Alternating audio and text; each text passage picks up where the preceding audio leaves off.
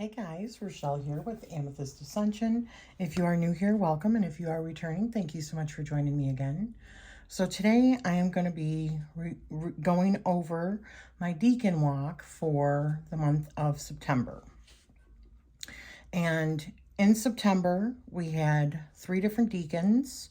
One was the Nine of Pentacles, the second deacon of Virgo. Then we've got the third deacon of Virgo, 10 of Pentacles.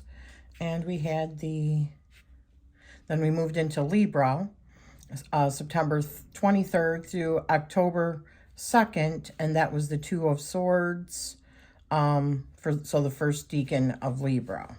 The second deacon of Virgo, it is supposed to be Venus in Virgo, and Venus was in Cancer, and the sun was still, so we were not technically in Virgo yet. We were in Leo still. So I just said, so I must mention that the sun is in Leo at this juncture and has no bearing on this time's energy. Venus is currently in Cancer. I feel like Venus visiting the sign of Virgo is very much about the Lord of Gain, because Venus is all about where we put our value. Virgos are very down to earth and practical, and they are very much detail oriented, organized, and meticulous with their plans. I feel like when the Empress and the Hermit come together, they love to spend time in their homes and making it their sanctuary from the rest of the world. They do daily chores that bring them joy, like decorating and gardening. Remember, we're talking about the Nine of Pentacles. And Venus, which is the Empress, and Virgo, which is the Hermit. They do daily chores that bring them joy, like decorating and gardening. These are very practical and grounded things to do, but also can be done in order to beautify their surroundings. And Venus is so good about that. Creating wealth from whatever they have is a Venus Virgo native. Now, I do get a lot of these questions, or all of these questions, because I'll show you the books that I'm using. If this is your first time here watching my walk, my deacon walk.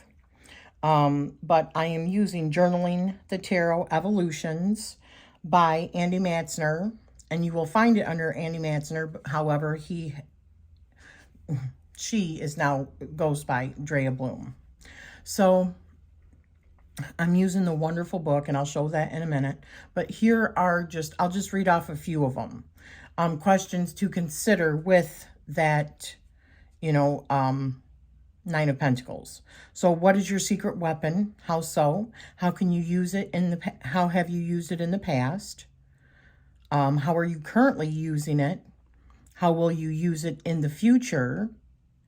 And what has been worth the wait? How so? How do you feel most powerful, or when do you feel most powerful? When do you feel most confident? Where does your wealth lie? Should be where. In what area of your life must you be ruthless, and why?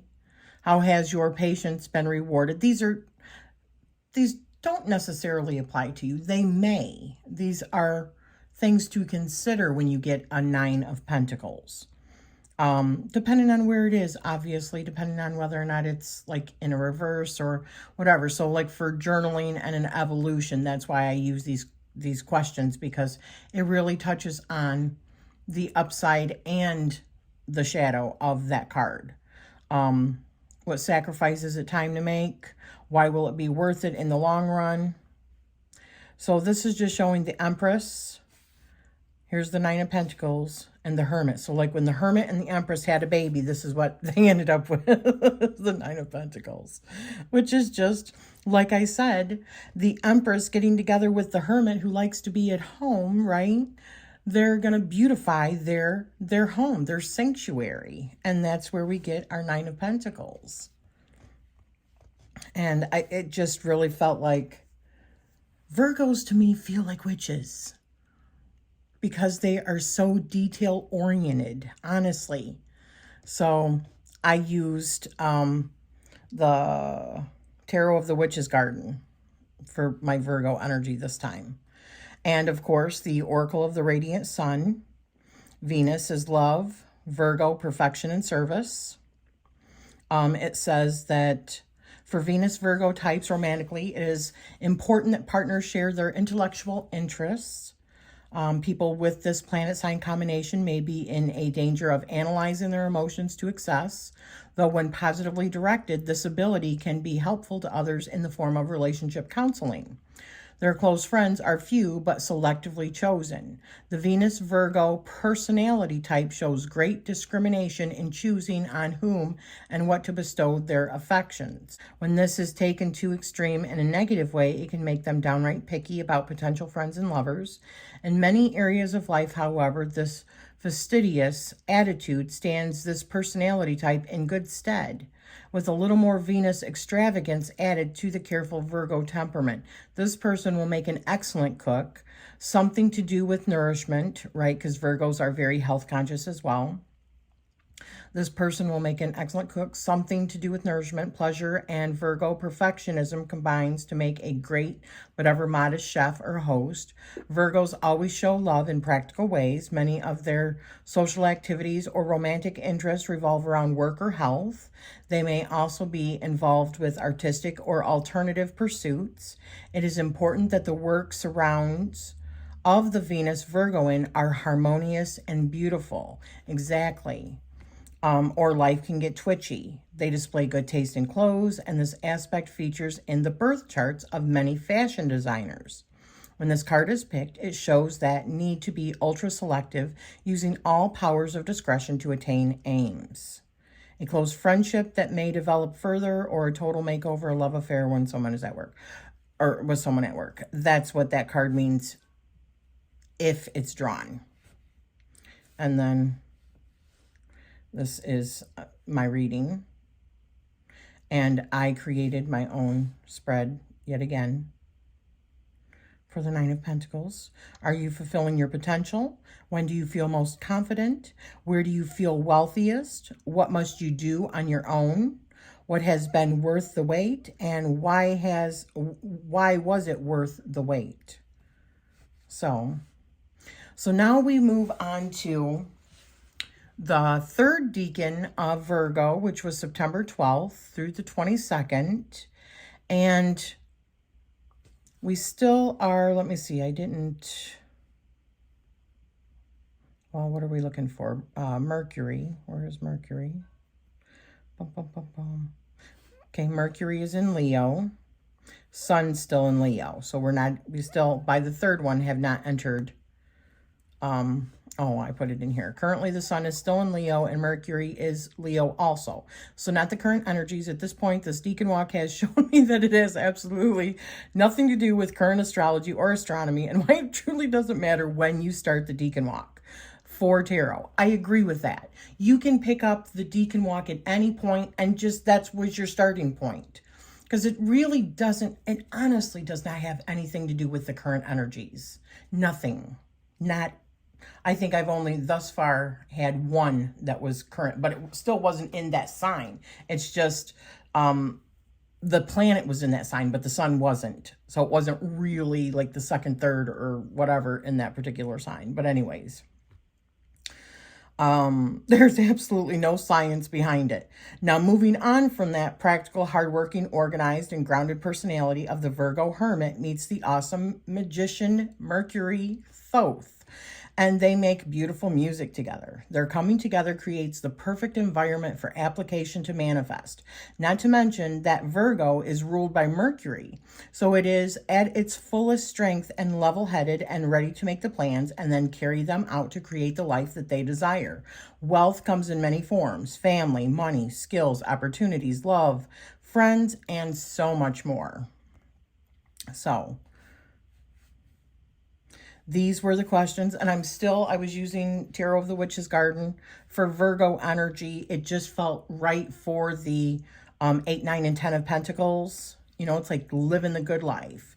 And like I said, I really think of most witches as Virgos. And you want to know, and I know they're not. I know that that's not the case. But when I think of a really good witch, I think of a Virgo because they are so detail-oriented. They're practical, they're earthy. Not always, but that's what comes to mind is a Virgo. Virgo moon here, by the way. But so when you think of the first 9 years of life, what feeling comes to you? Why is that? What about when you think about the second 9 years of your life? So this is for the Ten of Pentacles. What family tradition is it time for you to end? Why? How will you do so? If you had to guess, what would you say is a major regret that your mother had or your father had? What are they proudest of? So, because this is really about, the Ten of Pentacles is really about your home life and your family, and what led you to be the person that you are is also the way you grew up in your household. So that's all pertinent in the Ten of Pentacles energy. What role does guilt play in the family dynamics, both currently and in the past? These are things that you can think of if you were to get that card, or if you're journeying with this card, the Ten of Pentacles, which essentially that's what I'm using the Deacon Walk for, is really getting into deep diving with each of the cards that are in the minor arcana for the deacons. Did you know your grandparents, and what was the relationship like? What message would you give your 5-year-old self or 16-year-old self? How would you like to be remembered by your friends and family? Please describe a time when someone was especially kind to you. These are all things that you can think of for that beautiful Ten of Pentacles, Mercury in Virgo. And as I said, Mercury rules Virgo. So it is at its strongest. And Mercury is all about that communication, right? Communication and your thought patterns and all that. And you mix it with Virgo. Yeah, it's really good. It's goodness. So the Mercury Virgoin has a sharp, this is out of the Oracle of the Radiant Sun, Mercury change, Virgo perfection, and service. So the Mercury Virgoin has a sharp analytical mind and good reasoning ability. Mercury rules Virgo and Gemini, and although happy in Virgo, it manifests in a much more disciplined way than in Gemini, which, by the way, I'm a Virgo moon and a Gemini rising, so I understand these energies so intimately. Its essence is orderly and systematic.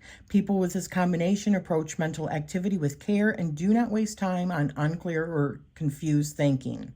The Mercury Virgoin requires a smooth working environment since distractions and, I don't know what that word is, niggling irritations throw the perfectionist off course.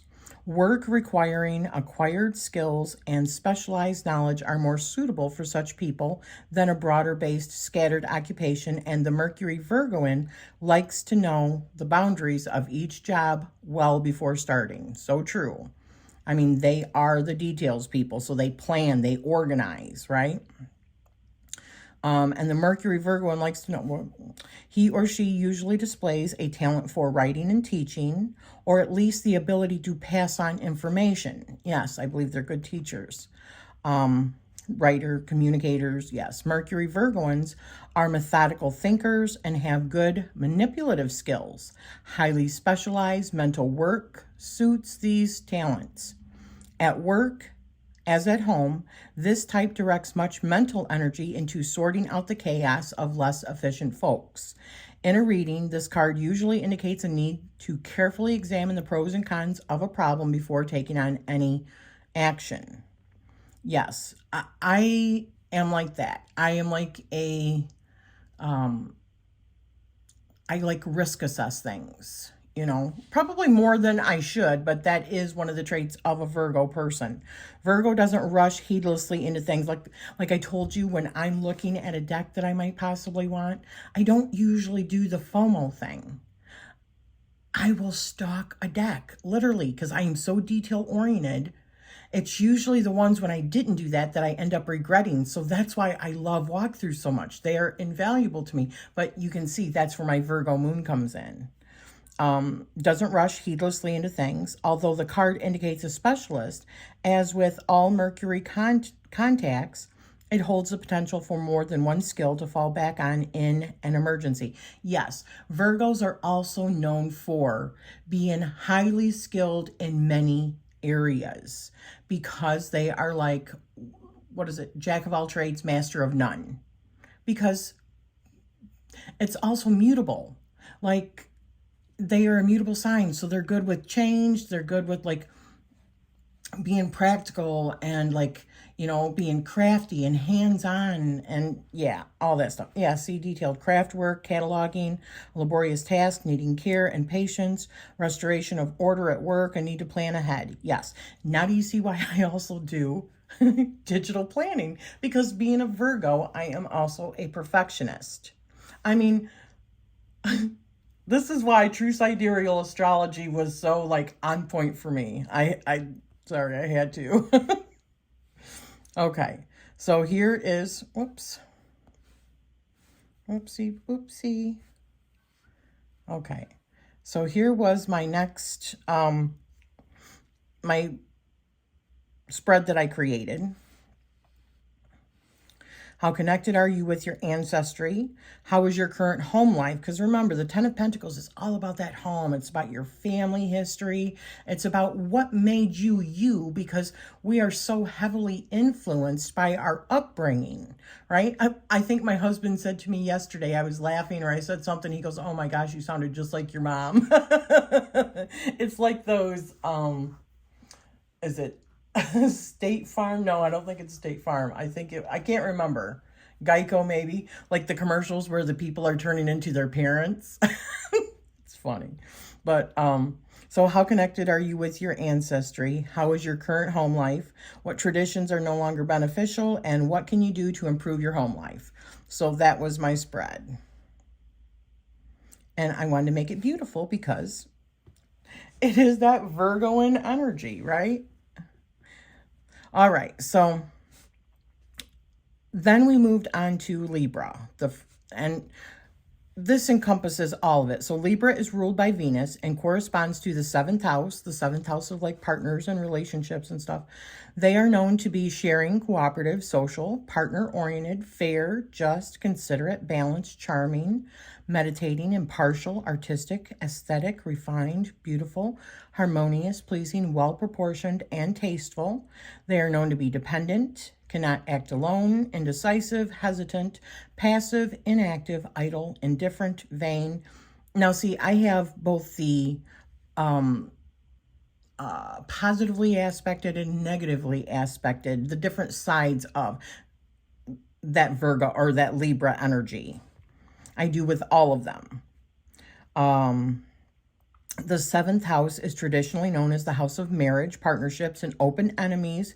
It really holds the side of you that really comes out when you are with one other person. This house is about how you handle your one-to-one relationships. Whether you are referring to your my relationship, this is the basis, and how you relate. The three visiting planets in this sign's decans are the moon, Saturn, and Jupiter. And these three cards are the 2, 3, and 4 of Swords cards. So now we move on to the decan that actually ends today. Today's the last day of this decan, which is the 2 of Swords. And this is the moon in Libra. And we can see that the moon is clearly almost smack dab in the middle of Sagittarius. And we are just in Virgo, 7 degrees. And Virgo is the largest constellation in our solar system, or on our ecliptic, I should say. And with a whopping like 49, 50 degree size. Okay, so it's larger than most of the other constellations. So we are in this particular constellation for roughly, 50 days. So the moon in Libra is very balanced and adaptable, creative, charming, good-natured, and diplomatic. Sometimes I feel like the combining of certain astrological components for the sake of the tarot system does and doesn't make sense. This is another reason it feels like the swords have all been inverted for the sake of the tarot system, because I could see the opposite of this card, meaning moon in Libra. Someone that is a very balanced, intellectual, and emotional person, being very decisive and able to make a choice, is the moon in Libra. If they are not in a state of chaos, they would have if they were in a state of chaos, they would have a hard time making that choice. But upright, it shouldn't be the negative trait. So when people think of this particular card or swords in general, they are mostly the reversed meanings in the upright stance. So the dark side of Libra, moon, would be more indecisive, self-indulgent, dependent, frivolous, and changeable. I think we will see this inversion in the next card also. And for the Two of Swords and the moon in Libra, I chose the Victorian Romantic Tarot because they are very much about beauty and aesthetic as well. The moon in Libra is, because Libra is very much about beautiful and bringing balance and needing to have that calm. Well, you'll see. So what are you pushing away? These are what I put for the Two of Swords from the Journaling the Tarot Evolutions. What are you pushing away? What are the benefits of doing so and the costs? What aspects of your past is it finally time to explore? Why? How will you go about doing so? What are you afraid of and why? How can you check out whether your fear is justified or not? What physical symptoms are you ignoring? These are all questions that you can ask yourself with the Two of Swords. To whom should you extend yourself? Why? What would that look like? In what area of your life should you loosen up, be more spontaneous? Why might this kind of shift be beneficial to you? What are you protecting yourself from? Why? How exactly are you doing it? How is it going? Is there anything that you would want to change about what you're doing? Who or what would you defend to the death and why? How have you been hurt? What have been the consequences for you? Is there any healing that you need to do? If so, how might you begin that process? So that's some of the questions for the Two of Swords, okay, from the Journaling the Tarot Evolutions by Annie Matzner, Drea Bloom, formerly Annie Matzner. So then we go on to the Oracle of the Radiant Sun. The moon is security. Libra is sense of justice and health. So, personal. So the emotions of the moon Libra people are invariably influenced by those around them. They really care how others are feeling and can be quickly upset when all is not harmonious. Librans are vulnerable to immersing their own emotional needs in someone else's difficulties. The biggest problem this card indicates is when a powerful desire to please and keep everything in balance emotionally leads to someone giving in under tricky situations in order to maintain harmony. Environment is an important influence on Moon Librans, who feel the need for an atmosphere of good taste and beauty. The Libran emotional ideal is to feel at one with a partner in a harmonious setting. Life is rarely as perfect as that, and this character may feel the constant need to act as peacemaker between others. It is good to swing the balance occasionally and risk a bit of selfishness in order not to get sat on so frequently.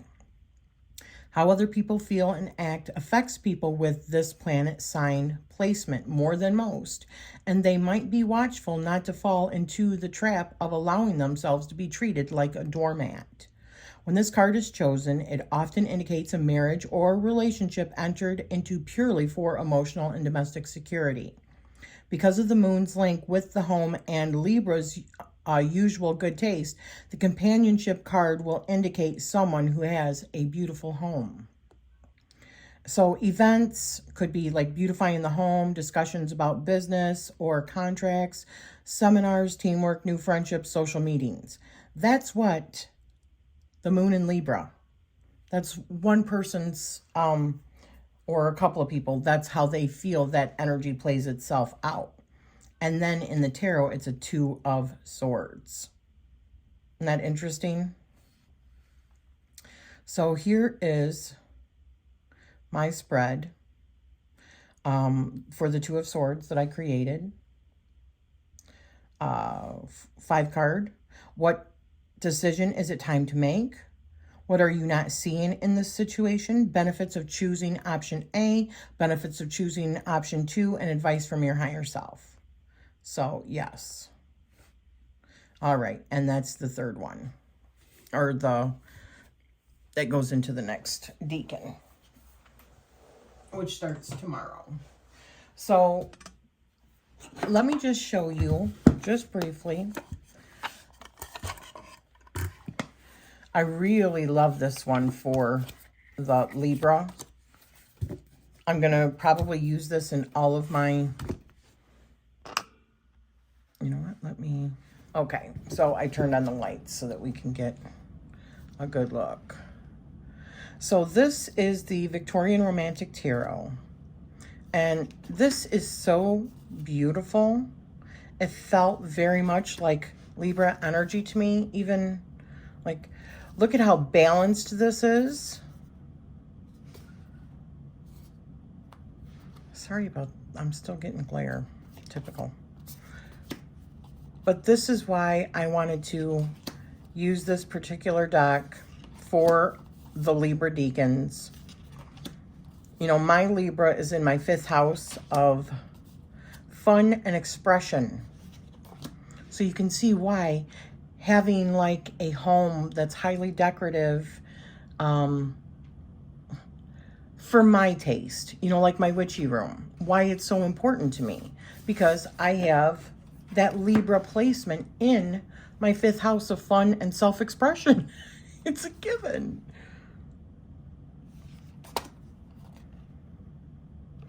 Beautiful, isn't it? So the romantic, the Victorian romantic, I'm going to be using this in the next 2 decans as well.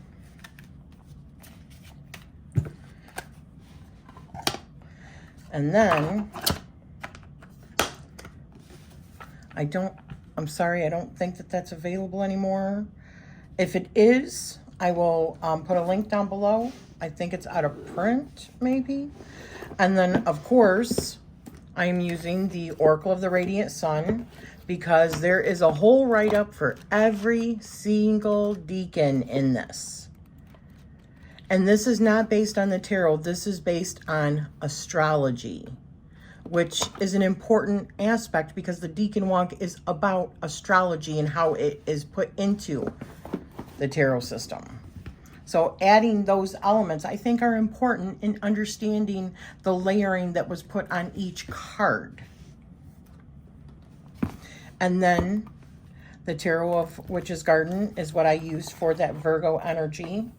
And I've explained why I really think of this particular deck as very Virgo. Because when I think of witches, I definitely think of Virgo, you know? I mean, this is more, in my opinion, Moon in Virgo. Instead of 2 of Swords, okay?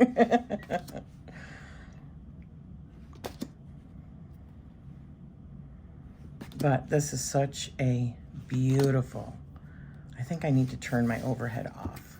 Hopefully that's a little bit better. Yeah, it was my overhead lights in my room. This is why I chose Virgo, though. Especially for the 8, 9, and 10 of Pentacles. This deck feels like the 8, 9, 10 of Pentacles. It is so friggin' lush. Oh, look at that. So, yeah.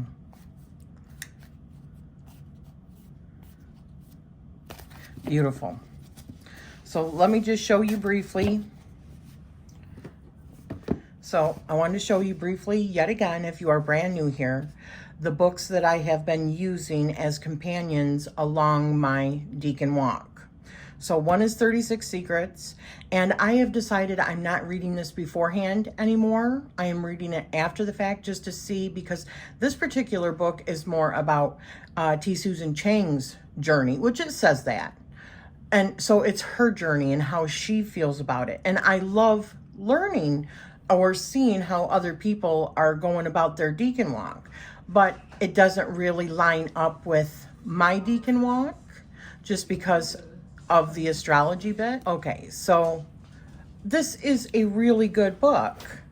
And she talks about every single one of the deacons in her journey and, you know, talking more, giving more insight into the meanings and stuff like that behind it, but it's still essentially her journey through it. So I am very much enjoying the book, but I am reading it after the fact. That way it doesn't, you know, after I've done my work on the deacon. And that's pretty much how I feel about everybody's, because every deacon walk is personal, you know. And then also, of course, obviously I haven't even read this one, Tarot and Astrology for this last month, so I've got to get caught up on that. But I'm also reading this after the fact. It's not one of them that I'm using as like my main source of information. The books that I'm using for my main source are the Oracle of the Radiant Sun, this particular book, Journaling the Tarot Evolutions by Annie Matzner, now Drea Bloom. I have to keep saying that. I'm sorry. I should be saying Drea Bloom, formerly Annie Matzner. But anyways, I just can't say enough about this book. It has been invaluable to me. And it has been like one of the big parts of my journaling with this deacon walk. And then here is another one that has been wonderful for me during this deacon walk. The only astrology book you'll ever need. So for instance, if we were to go to like the moon, which is the Two of Swords, the one that ends today. Let me find it right quick. So I want to read to you what it says about the moon in Libra, the Two of Swords, and why I feel like for the tarot system, it was inverted. I feel like most of the swords are inverted because of the way that, I don't know, the way it was constructed. I think it's upright is the shadow side of the swords. Let me grab my glasses. So it says, the bright side of Libra moon. You are more adaptable, creative, charming, good-natured, diplomatic. The dark side of Libra moon. You are more indecisive, self-indulgent, dependent, frivolous, changeable. Exactly what I put in my journal. Libra is the sign of aesthetic perceptions. And here the moon's romantic, glamorous influence is accentuated. If you have the moon in Libra, you have a keen appreciation for beauty and art and an artistic eye unmatched by any other moon sign. You also have a heightened awareness of your environment and of other people. However, what you truly value are those experiences that make life more beautiful and pleasing. You abhor coarseness, vulgarity, or strife. Your immediate reaction to anything unpleasant is to deny it, or, if that is impossible, at least to put it in its best possible light. You try to surround yourself with comfort and lovely objects in a tranquil and luxurious environment. If it were possible, you would live forever in a flower-filled room with soft music playing in the background. Because you enjoy beautiful things, you are happy to spend your and some other people's money on possessions that catch your fancy. You are the kind who will walk into a shop and instantly spot the perfect thing to go with what you have in a closet at home. The presentation and ritual surrounding a thing is as important to you as the thing itself. Absolutely. A meal served on fine china and crystal with embroidered linens, flowers, and candles on the table is as important as the taste of the food itself. It's about the presentation, the beauty. That's part of the experience for Libra moons. The moon is the balance sign of Libra, or the moon in the balance sign of Libra endows you with an open, independent mind that tries to evaluate the world dispassionately and rationally. A moon in Libra also confers great personal charm and enhances the ability to get along with people. You are marvelous at understanding the other person's point of view, though you never lose sight of your own self-interest.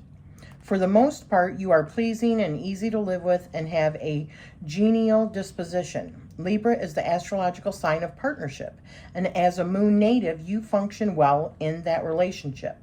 Very often, your destiny is tied up with a strong and influential person with whom you form a connection early in life. To a large extent, what you accomplish depends on other people.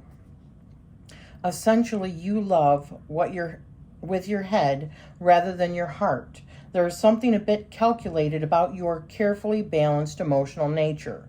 To become your lover, a person has to possess certain qualities such as good looks and elegant social manners. It is not that you are unemotional, but love is more an aesthetic pleasure than steamy passion. And think about it, Libra, although people think of Libra as love and all that and ruled by Venus, it is the cardinal air sign. So intellect, right? That's why justice, it rules the card justice. You try to create something beautiful, fanciful, if need be, from every intimacy. You may go through a number of affairs and marriages before you finally settle down with someone with whom you are mentally compatible, more necessary to you than sexual compatibility. When you are in a contended marriage, it is a source of great satisfaction to you because it answers your need for security and reassurance, and you truly enjoy sharing. No matter what your sun sign may be, the Libra moon qualities of refinement and grace can be traced in your character. If your sun is in an air sign, Gemini, Libra, Aquarius, Libra moon accentuates your keen mentality and gives you an unsurpassed ability to win favor with other people. If your sun is in an earth sign, Taurus, Virgo, Libra, Libra moon endows your strength of purpose with a creative bent. This is a winning combination for entrepreneurs and those dealing with the public. So, i.e., people that are doing, content creation. If your sun is in a water sign, Cancer, Scorpio, Pisces, Libra moon underlines the intuition, imagination, or imaginative side of your personality and gives a strong, balanced intellectual approach. If your sun is in a fire sign, which is Aries, Leo, Sagittarius, Libra moon heightens your magnetism and flair and aids your ability to put original ideas into successful action.